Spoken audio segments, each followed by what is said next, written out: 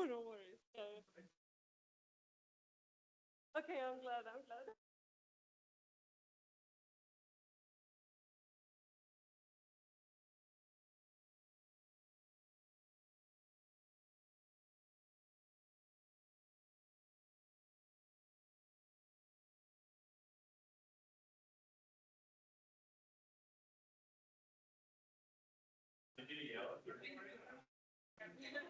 I can.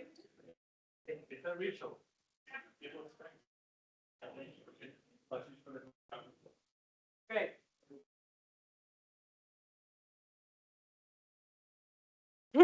Yes.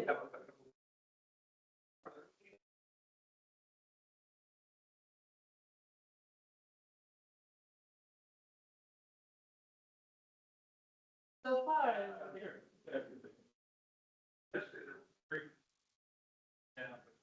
They were very.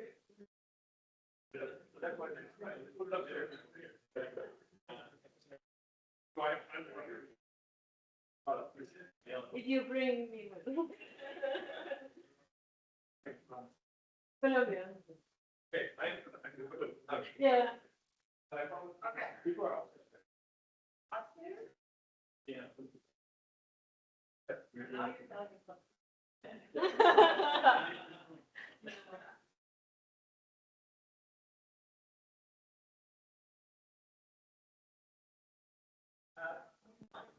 See how this works. Oh,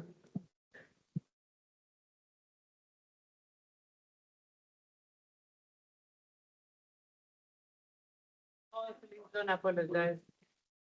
It's totally fine. Thank you for telling me. Sure. All right, Veronica. Thanks. Thank you so much. Thank you everybody for being here and for the organizers for putting me in a plenary session. Um, so this is not a suite. Sorry about that. See if a few more people come. So I'll be presenting this work in progress. Is not too preliminary, but there's still a lot to do with Matthew Stigler at the University of Geneva. And it's on cattle supply chains and deforestation.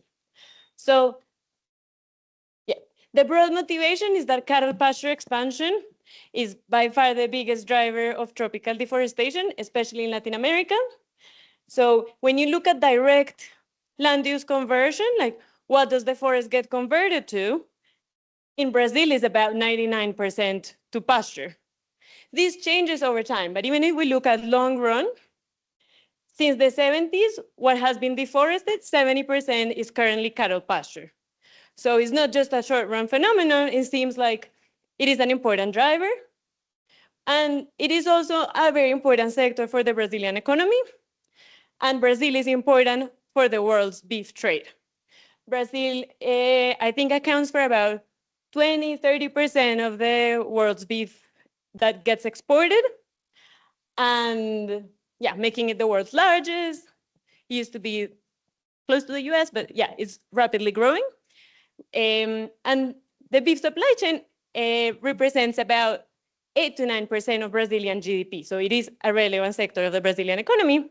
So when we're thinking about, oh, thank you. When we're thinking about slowing down deforestation or even stopping deforestation in Brazil, we need to think about how to involve beef producers and what are the welfare consequences for the various stages of the beef supply chain in Brazil. So there's a wide range of policies that have been implemented to slow down deforestation in Brazil. And I'm particularly interested in what I'm going to be calling supply chain policies, which try to target slaughterhouses and tell slaughterhouses stop buying beef from suppliers that are deforesting.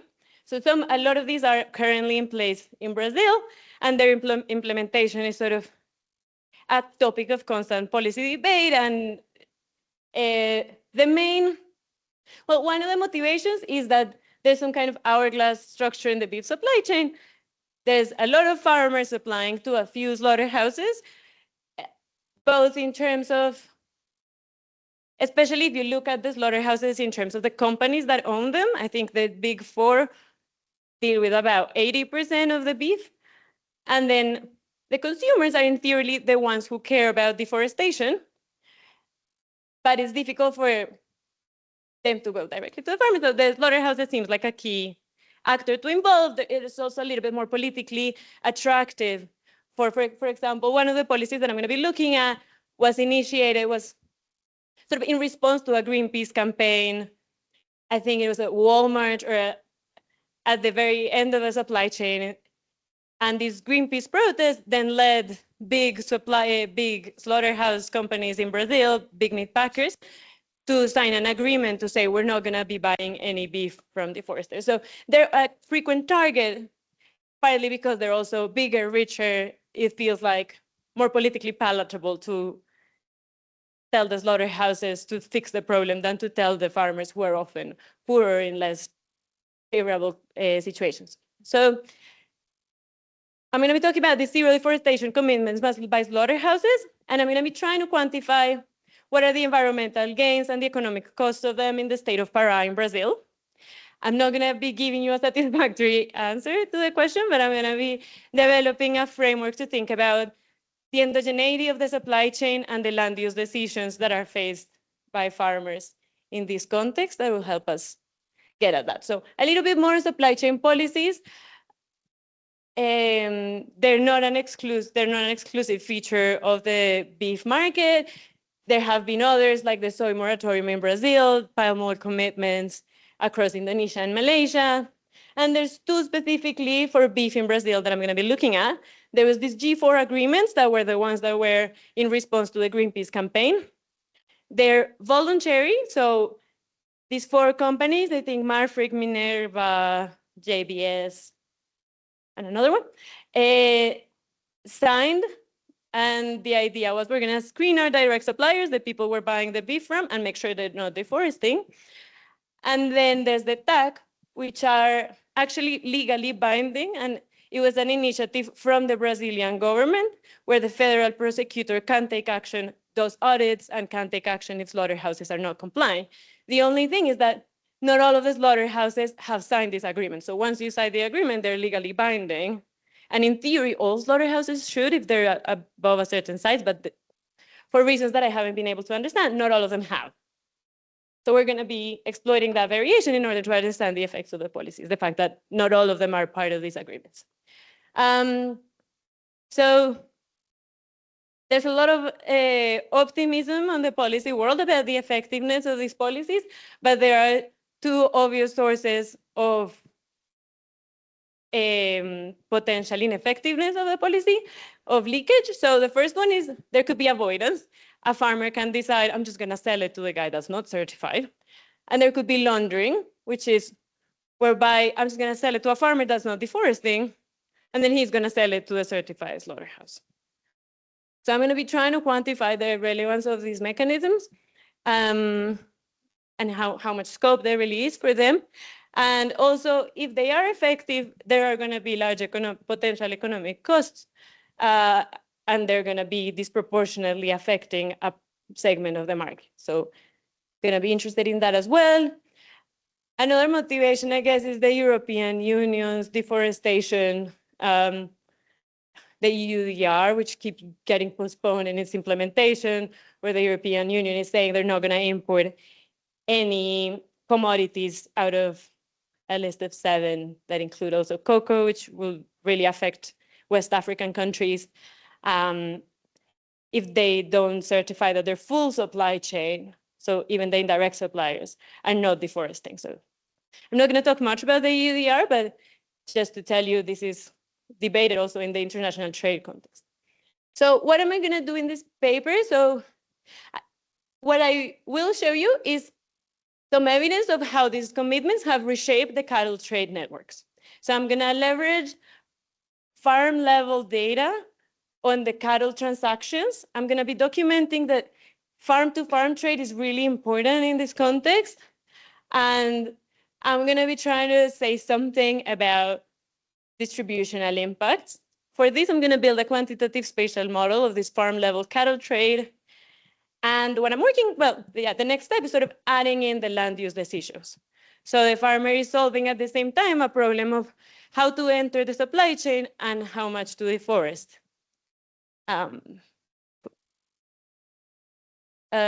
So yeah, some rationale for the quantitative model, although this audience is a little bit less needed, but still important to think. So the treatment is not well defined at the farm level. We cannot say how much did it reduce the deforestation of these farmers based on their current supply chain, because whether they're affected or not by the decision of the slaughterhouse to join these commitments is something that is changing. So they're affected through a trade relationship that is endogenous.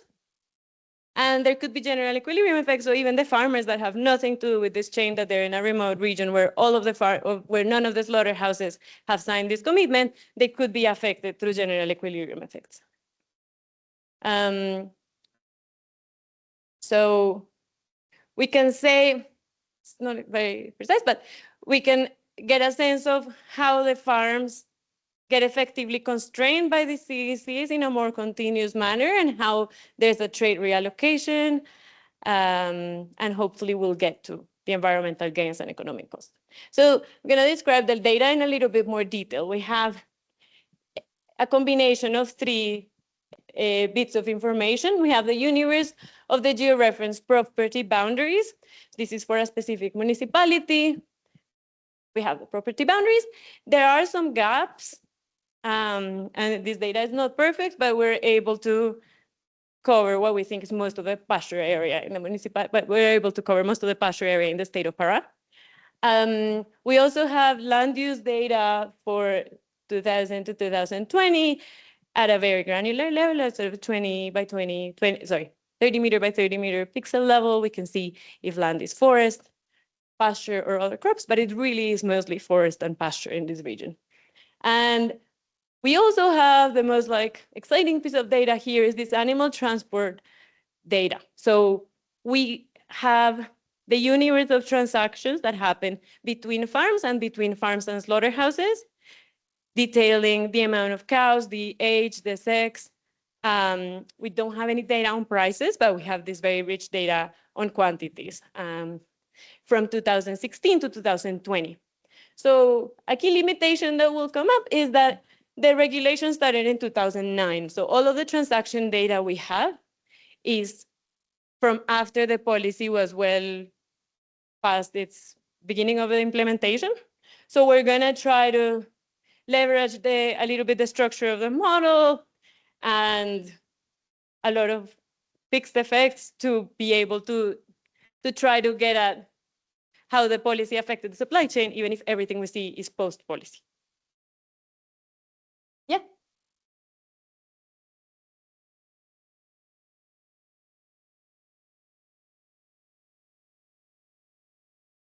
Yes, so this is a big concern, but something that assuages that is kind of reassuring for that concern is that this exists way before these policies, this registry, and the objective of this registration of your sales is to prevent the spread of foot and mouth disease.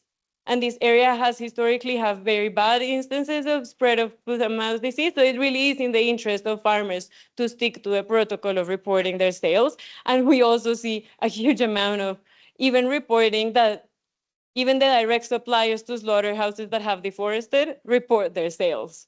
So they don't seem to be using this too much in order to prosecute the slaughterhouses. It seems like they have a separate system of audits that started working around.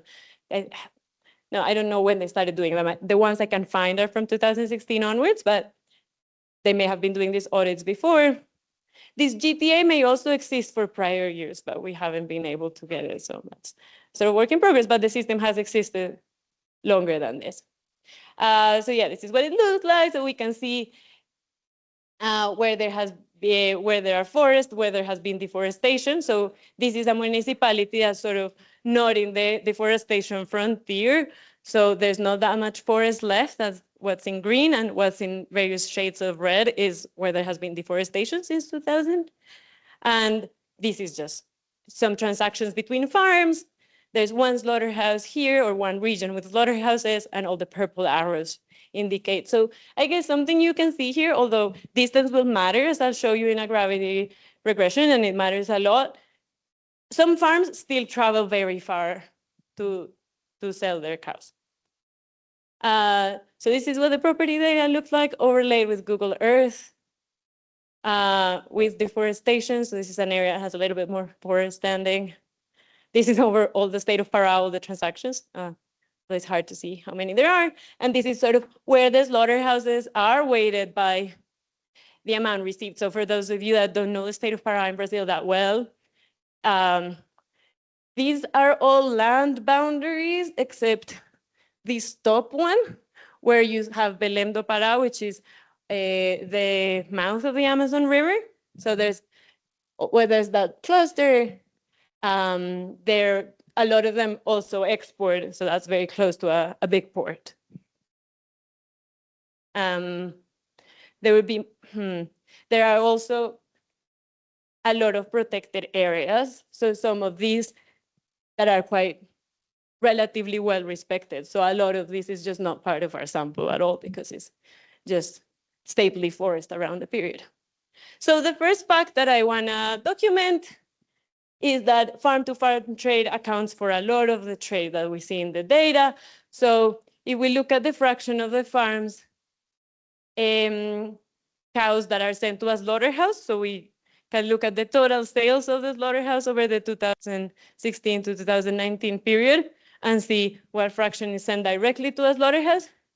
There's a lot of farms that don't sell at all. They're fully indirect farms. And I think they're about, I forget the percentage. I think they're about 30%.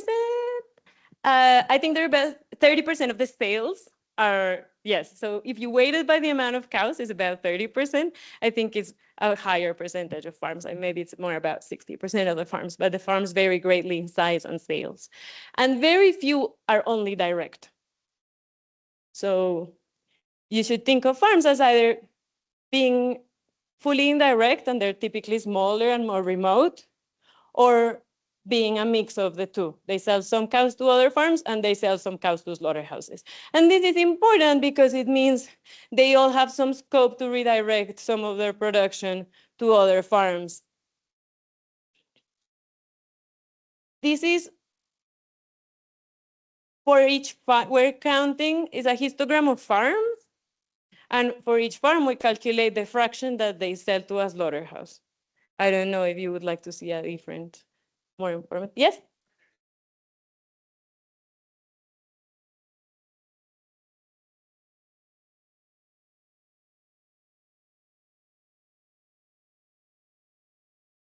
Yeah, okay, so I'll describe a little bit in more detail the supply chain in this context because, so first of all, it's all for beef, so that we shouldn't be thinking about milk production very much, except for very few exceptions.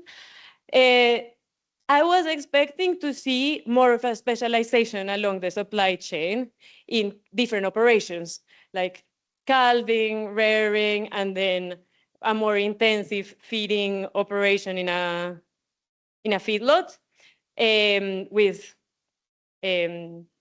with animal feed. This doesn't happen. So it's almost all that these cows eat is grass that they freely graze. And I think that explains a little bit why we see so few that are just direct suppliers.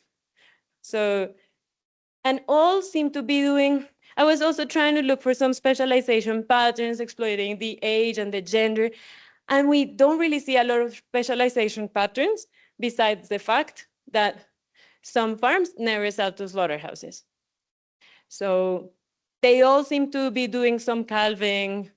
They all seem to, the vast majority, seem to be doing a little bit of everything, except some just never sell for slaughter. But they would sell cows of older ages. They just go through another farm.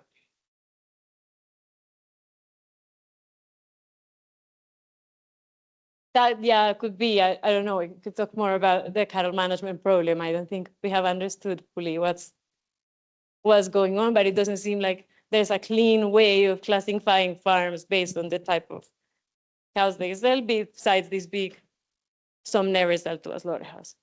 So we did some descriptive evidence, making the heroic assumption that the supply chain hasn't changed over time to understand have these deforestation commitments to reduce deforestation.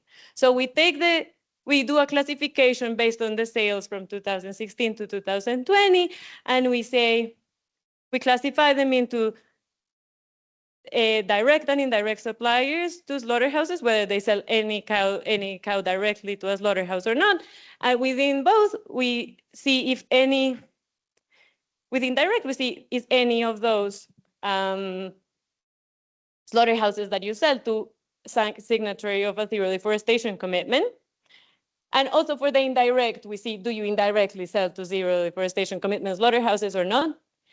So having this classification, we do an event study, naively assuming this classification has stayed constant over time. And we try to see, it's like a pseudo event study for descriptive purposes, if around 2009, the rate of deforestation has gone down differentially. And so you can't read that, but the continuous blue line is the ones that we would expect to see an effect on, is the ones that sell directly to these slaughterhouses. And we see that those have, by now, like half the rate of deforestation of the others. But you also see that there aren't really that parallel trends. So there seems to be selection as well. It seems like those used to have higher rates of deforestation. So maybe they have already deforested all of their land, and maybe all we're doing is picking up, because a key thing of this law, sorry, that maybe I wasn't so explicit about, is the way farms get classified as like clean or dirty is the amount of whether they have done any deforestation post 2009. So there could just be, all that could be happening is some farms by 2009 had deforested enough in order to start selling their cows, and those get selected to sell to CDCs, and those that maybe still have a lot of forest within their property to cut down, keep cutting it down, and they say it's not worth to restrain our level of deforestation just to sell to these guys. We're going to figure out another way. So this could just be a selection process. So yeah, stylized factories, the supply chains are not fixed. So farms with more deforestation are selling a lower share directly to slaughterhouses, and this pattern is stronger. So we see it. Yeah, I'll show you the regressions straight away. So we do these bin regressions, controlling for location and time. So as dependent variable, I'm having the share that you sold to a CDC slaughterhouse. So I'm allowing for like a continuous implementation of the policy. And I'm also allowing for a continuity in the how bad of an infractor you are as a farm by looking at the share of the forest you had in 2009 that you have cut down. And I'm controlling, because those farms are located in very different regions, I don't just want to correlate deforestation with how much you sell to a CDC slaughterhouse.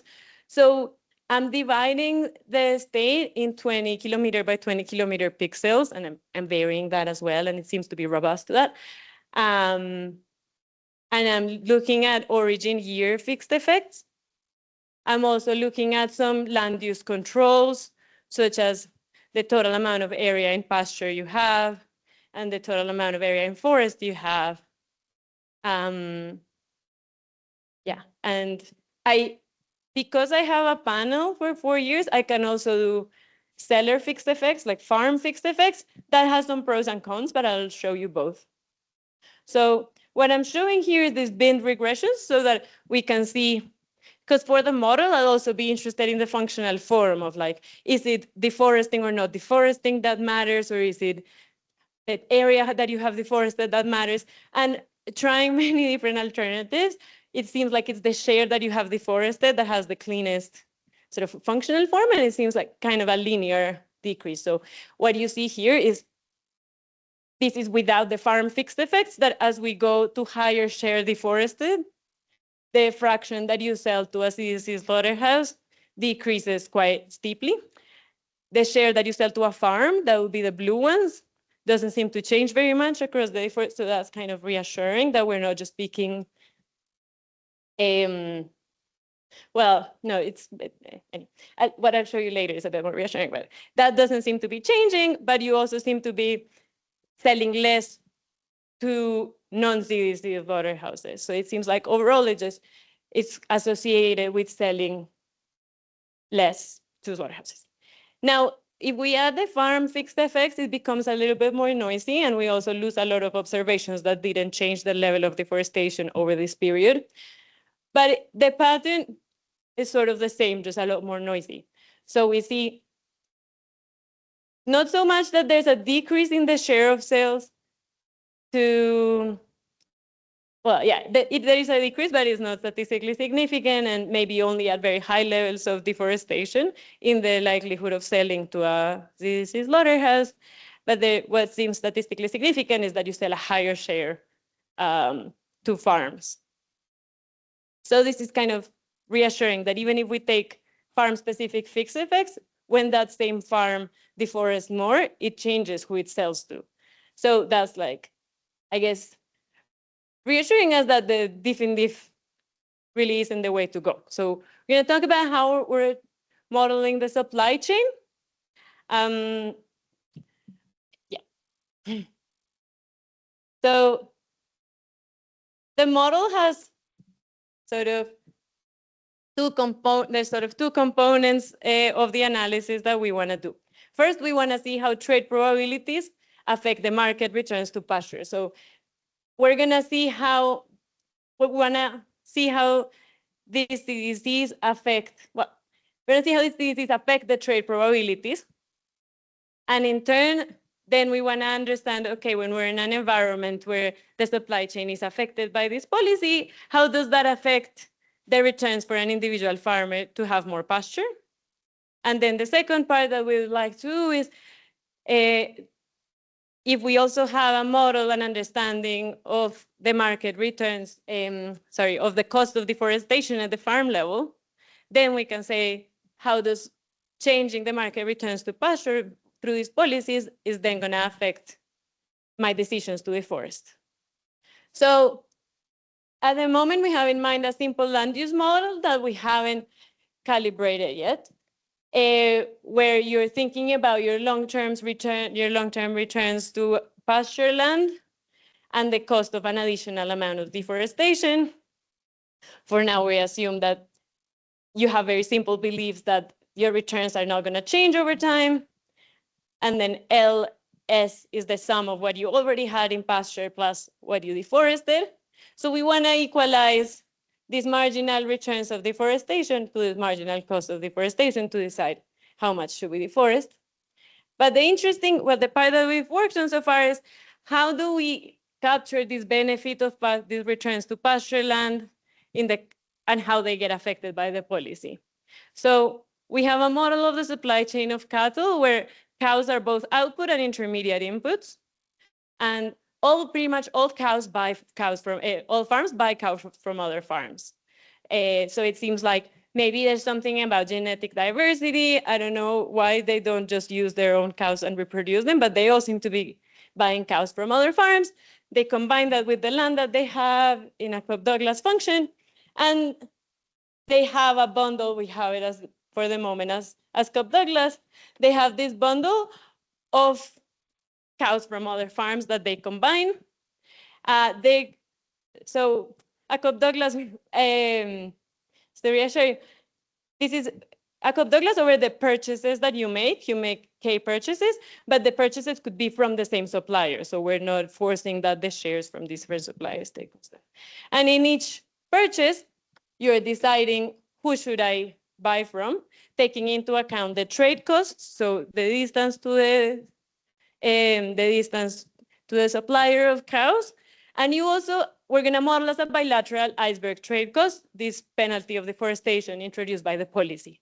So you look at the share of deforestation since 2009 that they have done, and through this function kappa, that's affected by a parameter alpha Q, that is what we're going to try to estimate, where Q is the type of buyer. So it could be a farm, a non-CDC slaughterhouse, or a CDC slaughterhouse. And so this is an object that we're interested in that's going to be key to see through the lens of our model how the policy acts. And then for each purchase a farmer or a slaughterhouse makes for cows, either as final inputs or intermediate outputs, they make their decision based on the cost of production of the farm, well, on the realized price that they offer them. So they just pick the lowest price. And that lowest price depends on three things: on an origin destination trade cost, on a match specific cost, that is kind of an artifact in order to have a combination of multiple rather than just the lowest cost, that has a Pareto distribution with parameter theta, and the supplier deforestation penalty kappa q. So this would be a combination of this unit cost times these prices, and they make their lowest cost decision. These ex-ante trade probabilities then can be composed between a supplier fixed effect, the origin destination component, and the destination component, but all of these vary by buyer type. So each supplier is going to have sort of three different fixed effects that depend on their own productivity, on their location. So what is my market access to cheap cows? How productive is my land? How productive am I as a farmer? So we really get supplier-specific fixed effects, and that can vary for type of supplier, because the deforestation penalty also goes in there. So we're going to have a trade model where we cannot really aggregate at a larger location level, but we have to keep supplier, this kind of complicates things, because the bilateral trade costs differ by specific supplier based on their decisions to deforest. So there are some issues. It's also a very sparse matrix. Great. We have a lot of fixed effects, so we don't really want to create the full trade matrix supplier by supplier, so we have to rely on some tricks that decompose this into the aggregate trade problem and the seller-specific trade problem. So we follow Panigrahi et al. This is a working paper that I don't know if he will ever publish, but I think it's a really good application, I think, of a paper by Ezra on the input-output network when you take seriously supplier-specific heterogeneity. So I'm going to decompose. There's going to be a supplier-specific component of the fixed effects and sort of a more market access component, so that we can decompose the trade problem into this supplier, buyer type specific fixed effects and an origin destination level component on which we can run a gravity equation. So I hope this is kind of something followable. So we're gonna have a closed form formula for the supplier fixed effect that ends up being pretty simple, actually. So we calculate this intensity. It will be equal to this intensity of use term, which is for all of the buyers, I look at what share of their purchases come from me, and I add all of that up. So it's like, how much do people choose me overall? And I divide that by the average over the origin to not, and sorry, so a key step here was to define these origins that are coarser in order to make the trade problem tractable. And I vary whether that's the 20 by 20 kilometer level or some kind of grid cell, so that the spatial problem is discretized at a more tractable level that we still think makes sense. So 20 kilometers sounds pretty big, but for the scale of the region and for the scale of how far these cows travel, it seems kind of reasonable to take 20 kilometers. And then I divide, so I look at the market access, but I divide by the effect of the location. So relative to the intensity of use of farm in the location, how intensively used am I? And we'll do this per buyer type. So this term is going to be crucial in the estimation of kappa. And for the origin destination type fixed effects, I just look at the average trade share in the region.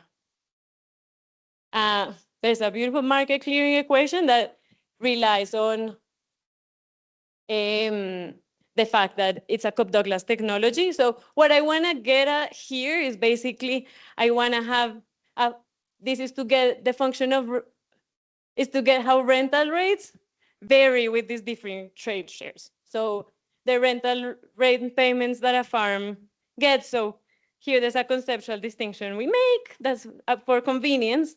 Normally the farmer is owner operator, but we think there's an owner that gets paid a rent, and there's an operator that is paying the rent and getting the profits from the sale of the cows. So in this model, because of these random match productivity shocks, there actually are markups dictated by zeta. And then theta is the share of land in the production of cows, in the production, production of cows. So you have each farm has some expected sales that are a composition just of their expected sales to different types of buyers.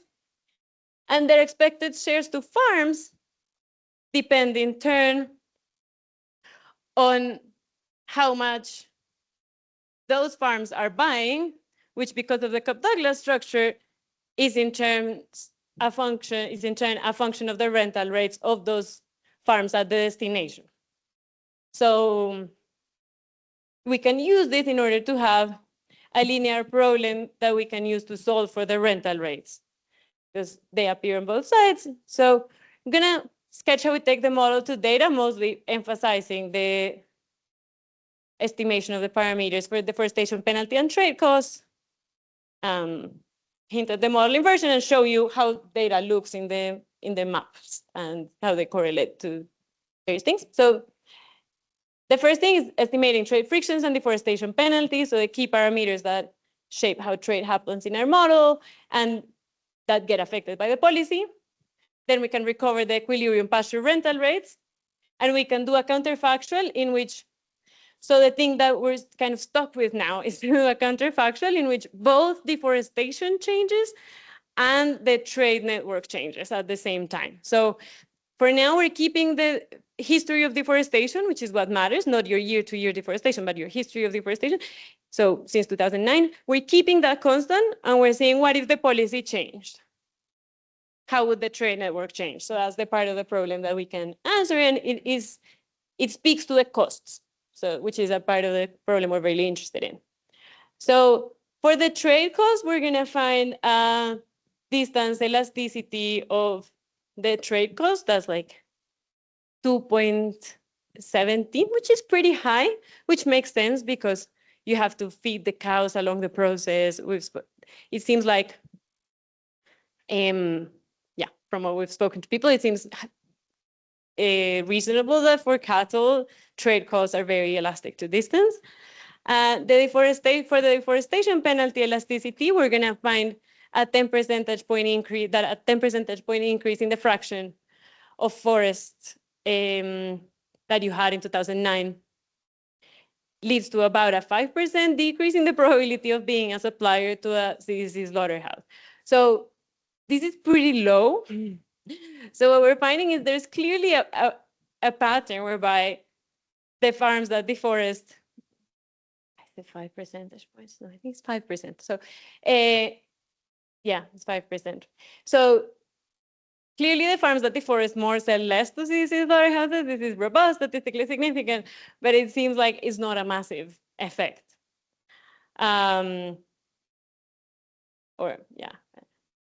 Especially because 10% increase of the fraction, 10 percentage points, is quite large given the observed rates of deforestation of these farms. So this is the gravity equation. We interacted that with types of buyers, and it doesn't seem to be too different. So this is at the 20-kilometer level, but it doesn't change too much if we change to 10, 50. So it seems robust to that. And now we do the deforestation penalty estimation. So we're gonna do something very similar to stylized fact 3, but with as dependent variable, something that's kind of structurally grounded, which is this intensity, this relative intensity of use of the farmers. So it's this kind of, how much do CDCs like to buy from me? And from the model, that should be my costs of production times this kappa. And presumably, we can load the effect of deforestation on the CAPA rather than the cost of producing once we control for land use, because we're controlling for the total area in pasture. So we're looking at farms with the same total area in pasture, same total area in forest in the same region, but just more of their deforestation happened to be after 2009. So these are, I'll show you the results look very similar without the farm fixed effects as for the shares. And this is the regression equation. So something that's also reassuring is that when we look at, well, we can only do this for the cross-sectional ones without the farm fixed effects. When we control for the interaction of the fraction deforested before the policy with the type of buyer, we don't really see very strong effects on selling less to CDC slaughterhouses. So it really seems to be like, is the deforestation after 2009 that is driving lower sales. So there are some identification issues that remain, obviously. So we see also effects on the sales to farms and to non-CDC slaughterhouses. Here they don't have to add up to one. So it could just be these farms that are deforesting more, that deforest a higher share of their 2009, just sell less. And when we take farm fixed effects, obviously our sample size is reduced. So we drop everyone that didn't deforest in that period. And we see that what seems to happen here is when they deforest, they increase. It makes sense that their costs of production also go down because now they have more pasture. But then they sell more, but what they sell extra seems to be to farms. So we lose the significant negative result on the term that we wanted, but their difference, which is what we're most interested in, seems to remain at roughly the same. So there are some identification concerns, but it still seems like this zeta times alpha of non-CDC is around 0.5 if we sorry, this is a mistake. So here should be CDC and here should be CDC. So it seems like the difference continues to be minus 0.5. Now, I have just 1 minute, so I'm gonna skip really rapidly to, this is the part that, yeah. So these, where? Yeah. No, that's a mistake. Because I'm subtracting the same thing. What I should have here is the ZZ minus the non-ZZ, and it should actually be minus 0.5. So if I assume that this guy is 0, then this is minus 0.5. Does that make sense now? Cool. So basically, it's the difference between the coefficients up top and the coefficient on the ZZ slaughterhouses, which is what we care about. So now we want to see how are rental rates affected by the policy. They're not observed, and prices in general are not observed. Something we know from talking to people who've been in the field and from reading about slaughterhouses, all slaughterhouses, ZZZ, non-ZZZ, pay the same prices. They post them online on the day. There's 3 different regions in Pará, and they all pay the same prices. So the differentiation seems to be on softer factors that it's hard to get data on. So some delay for a month paying back the farmers, whereas some don't. There seem to be softer things going on here. Also related to Russell's presentation, there's a lot of churn. There seems to be no loyalty between farmers and slaughterhouses. Time is over. Cool. I'll see. But okay, we estimate rental rates. I'll just show you some maps very quickly. Well, yeah, this is about the model fit. Under different assumptions, we do differently well. So if we assume, I'll say this quickly because it's important, sorry. We have 3 possible ways of dealing with the fact that some farms never sell to a type of buyer. And one option is to say they could always change that. So I'm just going to take their overall intensity of use across all buyer types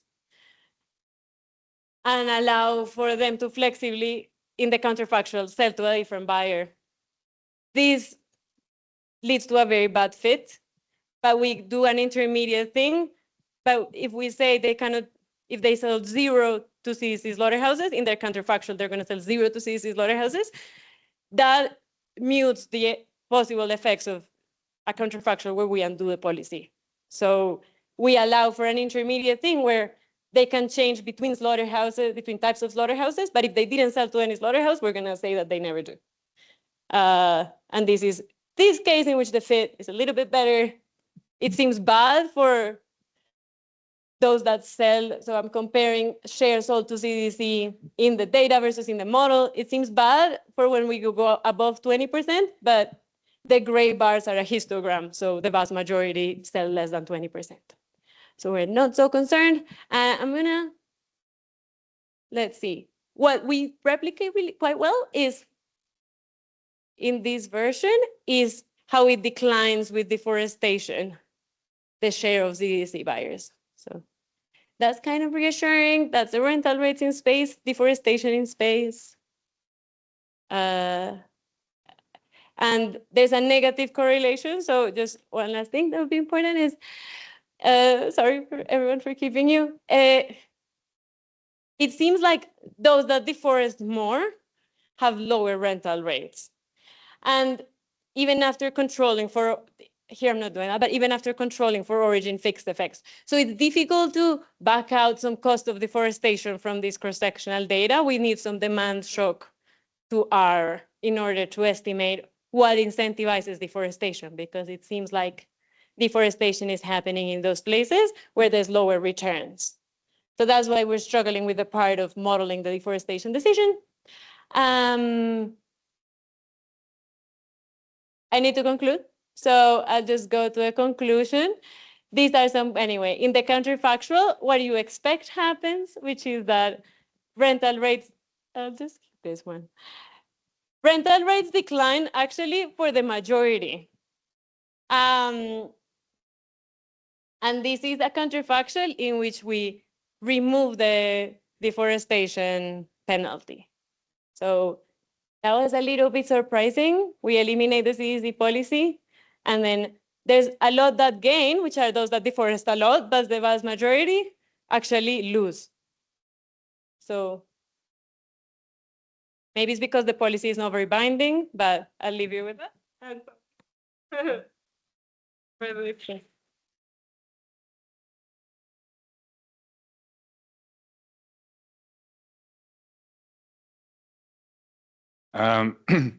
While my slides are being loaded, I just want to start by thanking the organizers for assigning me to this paper. I'm also very conscious of time, so I'm going to adjust downwards my discussion time. I have an alarm set up here. There you go.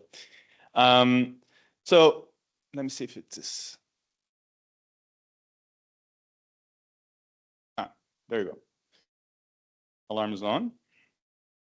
So this is a great but very preliminary paper. And I emphasize the very because I got a vintage that had even less than what was presented now. I mean, I think like the paper is moving in a great direction. So especially on the data analysis and data discussion, which is great. It's obviously a very, very policy relevant paper. And so like serious work like this is more than welcome for this discussion. And in particular, because as was already discussed, like the policy debate has been around either like command and control type of policy, right? Which like Brazil has been a big adopter, well, until the dark years, but then before 2019, actually, Brazil was doing a lot of enforcement and drastically reduce deforestation. But now there's also this emphasis on trying to tackle deforestation by targeting bigger players in the supply chain. So this is very, very topical as well. And it brings great data. And in particular, I'm emphasizing here the animal transaction data, which is quite rare. At least from my scarce knowledge of the literature, I don't think that's very common to come by. So that's really, really important. And then you have deforestation maps and property boundaries as well that provide a very rich description, and then a structural model of deforestation with land use to then, as was being discussed, kind of like talk about counterfactual policies. in equilibrium. Okay. Where should I point this? Can you click again? Yeah, there you go. So I'm going to start with measurement, because that's a key part of what's been done in the paper. Well, for better or worse, you got me as a discussant, so I'm going to ask about informal cattle transactions. But that's a big part of what's going on, right? Like, and how much you can measure with your data, and how much of transactions could try and go invisible as a response to this policy is a big part of what's going on here, potentially. So, and that's still not very clear from the paper. Which dimensions are we seeing, or you are seeing with the data, which are being missed, and actually how much this measurement problem can be aggravated by the policy itself. Okay, so in particular, like this informal cattle transactions, it seems that the data kind of like by definition is on formal cattle transactions, which these are recorded by either phytosanitary reasons or not. But then, like, of course, you could see a bunch of farms, especially the smaller ones, moving into like unregistered transactions, selling to bigger intermediary farms. I will probably use firms and farms interchangeably. And then that actually aggravates or makes the deforestation problem even worse, because now you don't even have any monitoring on what's going on. Okay. Now, this can happen both within which would be the intensive margin of this informality within farms and within slaughterhouses. They might be sourcing from different suppliers now, and some of these suppliers are actually completely informal.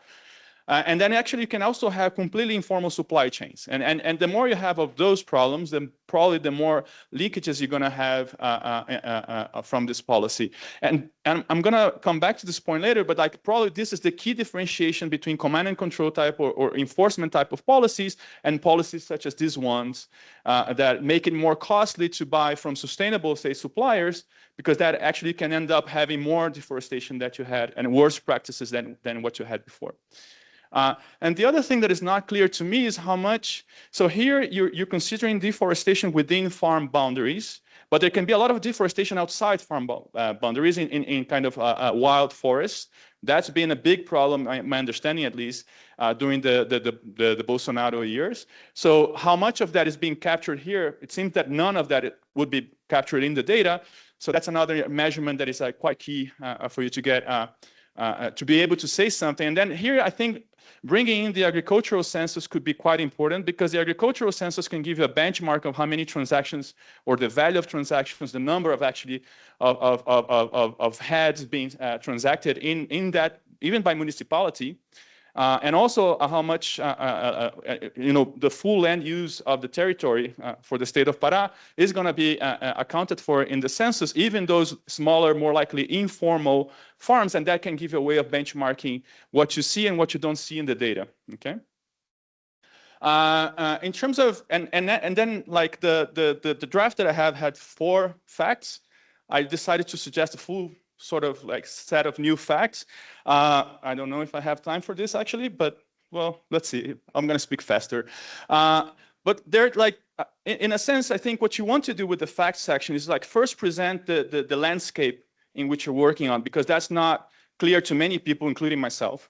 Right? And that kind of starts in increasingly sophisticated ways of describing the empirical setting, describing the market, and then kind of go on and discuss the policies. So that would involve, for example, characterizing farms and slaughterhouses using both the census, but also your transaction data. And then you can do a lot of that. And in particular, you mentioned that in the paper that farms are not changing size very much, which is fine, but like we need evidence on that, right? Yeah. And then market structure. You had one, like in the paper, like you don't have much about that, but it's critical to understand how much horizontal and vertical integration there is to understand who's trading with whom, who is completely excluded from certain supply chains, and who is actually in and out of these chains. Then we go into the who trades with whom, because that's, again, a core part of the model. And this is all going to justify or not the modeling structure that you have, because actually even some fundamental parts of the model are not clear that they are needed for what you want to do. So you have some of that in what used to be your fact 3, and actually show that like most farms sell to other farms exclusively, but a very few sell-to slaughterhouses, you can really go beyond that and kind of see what's the probability of a match being formed, how much assortative matching you have on certain key characteristics of farms, who slaughterhouses are sourcing from, etc.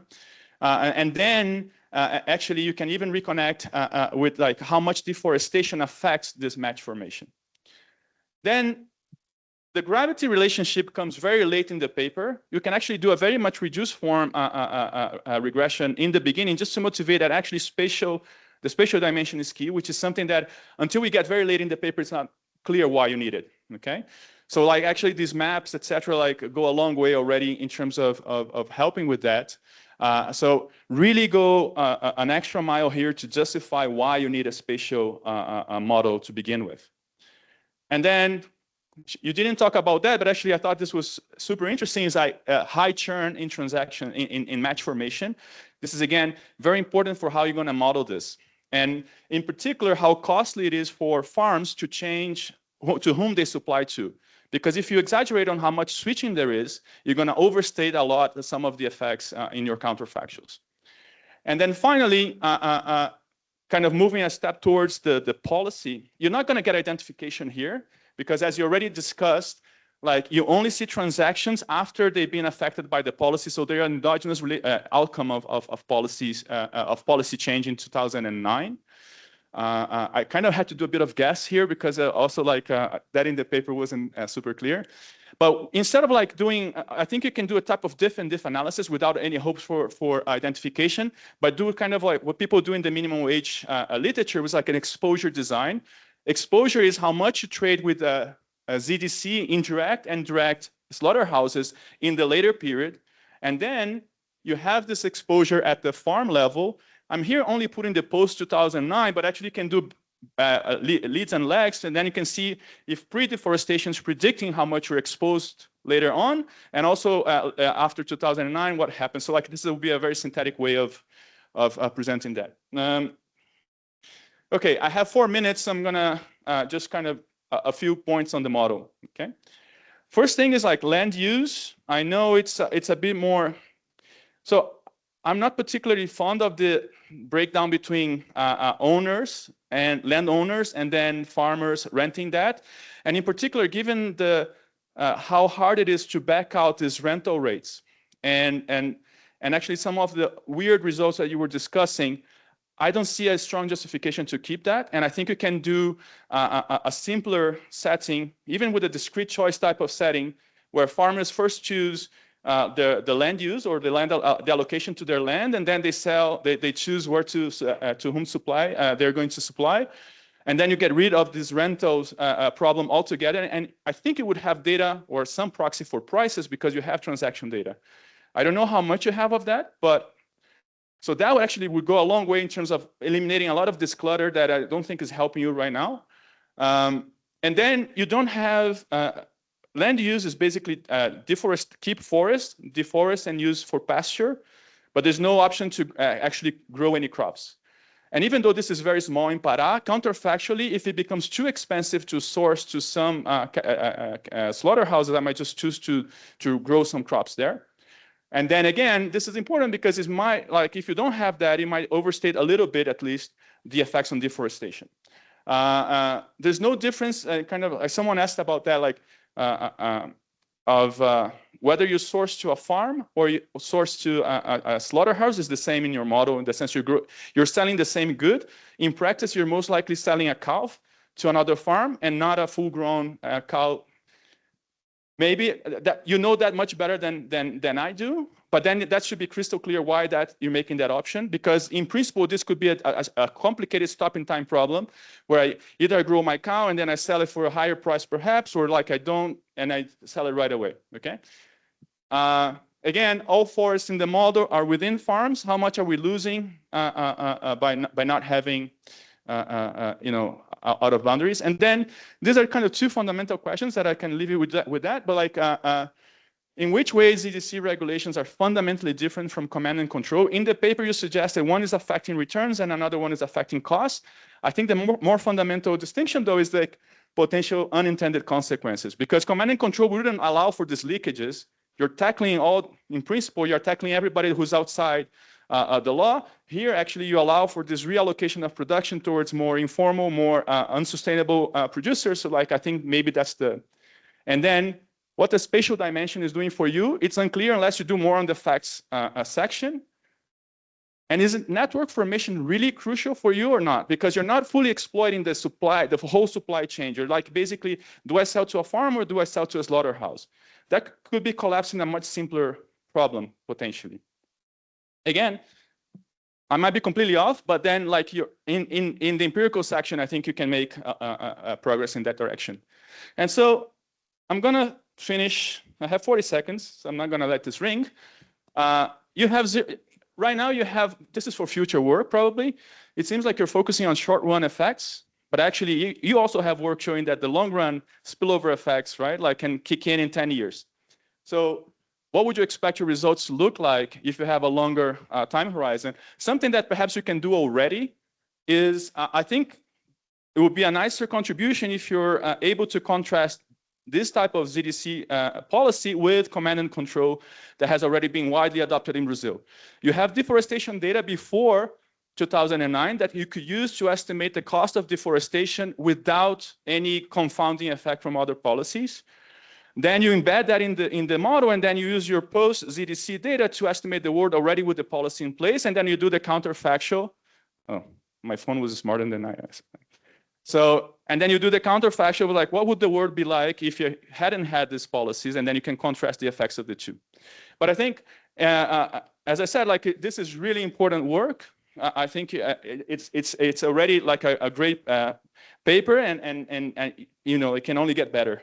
So I look forward to seeing future versions, and thanks again to the organizers for allowing me to discuss this paper. Thank you.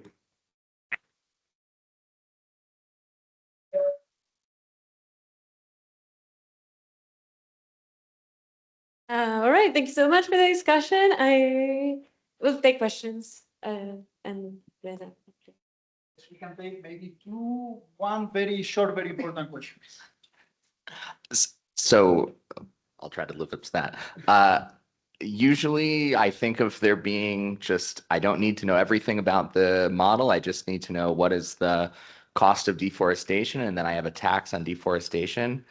I'm wondering, is there some way to recover that logic here? Like there's a risk of getting punished if I deforest, or if I deforest by some amount, and can I like map that into an implicit tax on deforestation?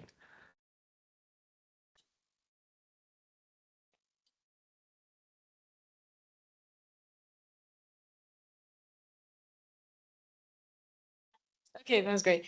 I'll ask that first, and then I'll try to remember all the great comments.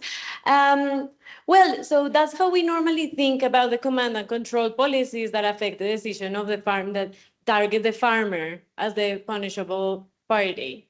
Here, it's a more indirect way in which the farmer gets affected, and is the slaughterhouse. So the slaughterhouse is not making the decision to deforest. So we'd like to know what the cost of deforestation without the policy is for the various farmers in the current environment. And then is the returns of that new land and pasture that are affected, because now they have a lower effective market access because because they cannot sell to all of the slaughterhouses that maybe they would like to sell. So if their main potential partner is a slaughterhouse that now is committed to not buying from them, then that reduces it. And something that's a little bit more subtle that I didn't address, and this is to address one of Gabriel's great points, is do we need this complicated supply network model? And it's to be seen if quantitatively this is really important. But the idea is that even if you're a farm that never sells to a slaughterhouse, you could be affected by this policy because you're selling to farms that potentially sell to slaughterhouses. So the whole market is changing, and we want to understand how we would like to understand how all of the farms can get affected, or like how the various GEFX operate in this context, whereby even if, so we have different mechanisms in mind. That because I don't have direct evidence, I didn't discuss. But one thing we have in mind is that now imagine a world in which we have one guy that deforested everything a really long time ago and has a huge farm. And we do tend to see that those are bigger, and he can keep selling to a CDC slaughterhouse, and he has a bunch of small farmers that are in the fringe that used to be able to sell directly to the CDC slaughterhouse, but now they have to go through him.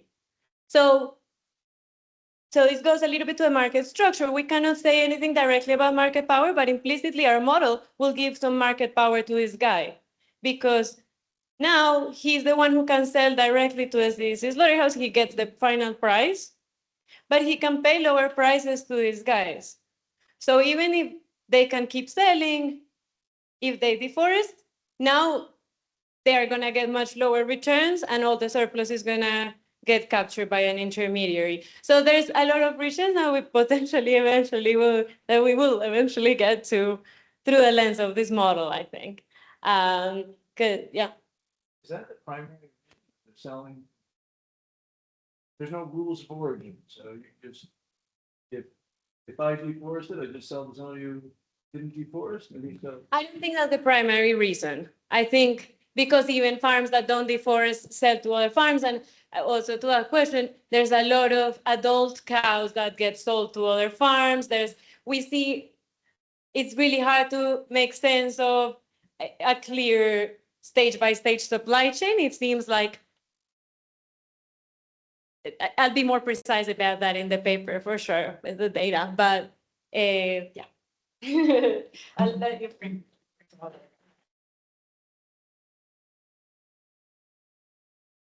So before we close, it's been a long day, but it's also been a long couple of days. We're not done with the overall STEG conference. We are done with the plenary portion, and I want to thank the organizers for not making me discuss any papers.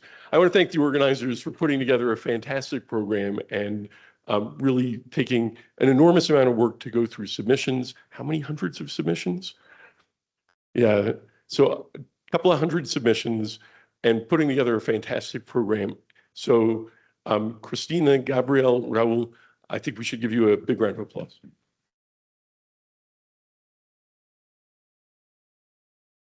And of course, there's more to come. Tomorrow, we have the 3 thematic workshops that are scheduled. I know some people will leave. We hope that those of you who aren't staying will join us still for as long as you can this evening. Buses leave for the restaurant at 6, which is late now. Okay, great. Thanks all. Thank you so much. It's For the restaurant directly here. I think so. Yes, yes. That's what it's about. That seems like kind of terrible things. I'll